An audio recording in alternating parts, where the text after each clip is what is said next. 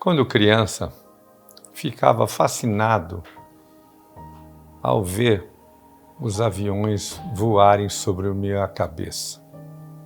Aquilo sempre se tornou um fascínio, cedo, tarde e à noite.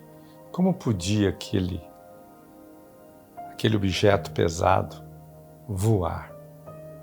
E desde criança fiquei fascinado, intrigado e comecei a ler muito, ver, prestar atenção na aviação.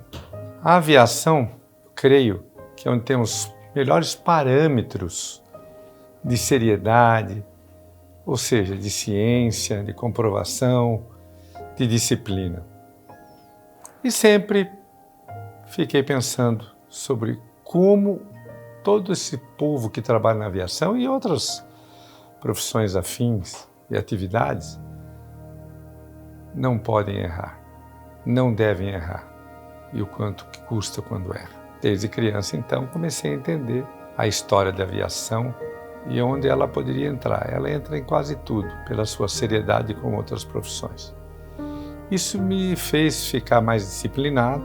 Aprendi disciplina porque eu venho de uma família de imigrantes italianos do norte da Itália, da região de Monselice, Batalha Terme, que muito me honra. E aquela época, estudar era muito difícil, era muito caro e não tinha facilidades de passar o aluno porque ele era presencial.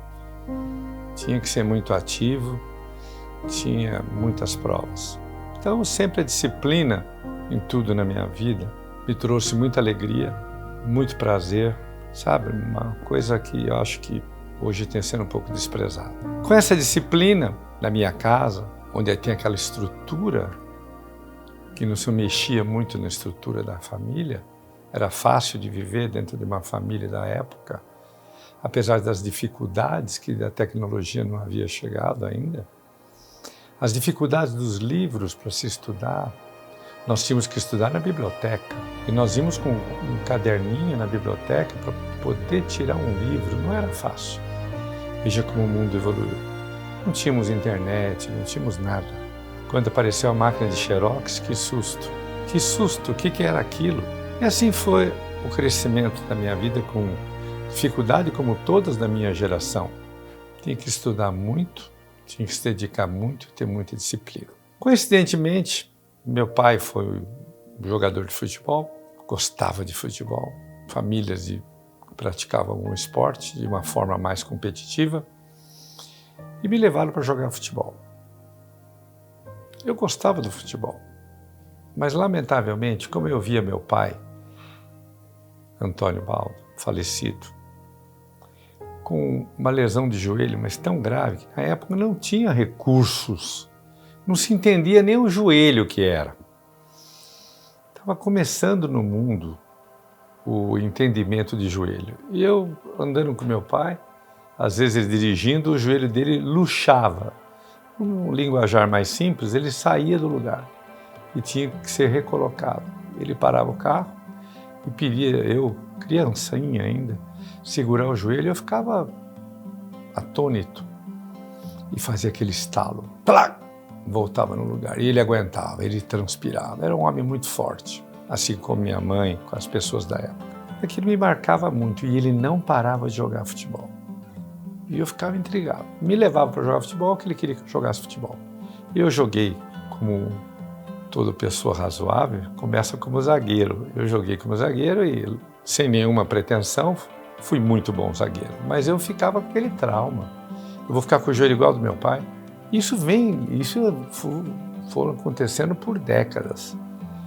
Eu jovem, aí o que eu fiz? Fiquei observando, falei, eu não quero ser jogador, eu quero estudar. Porque naquela época os imigrantes também não iam para a universidade.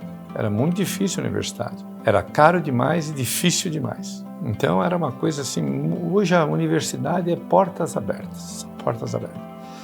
Meu pai tinha uma chácara onde ele tinha um time de futebol, com vários sócios, para se cotizar, né? E tinha o rio Atibaia. E eu era criança, eu sempre gostei de animais, principalmente cachorro, mas qualquer tipo de animal. E do outro lado, tinha um senhor que dava surra no cachorro amarrado.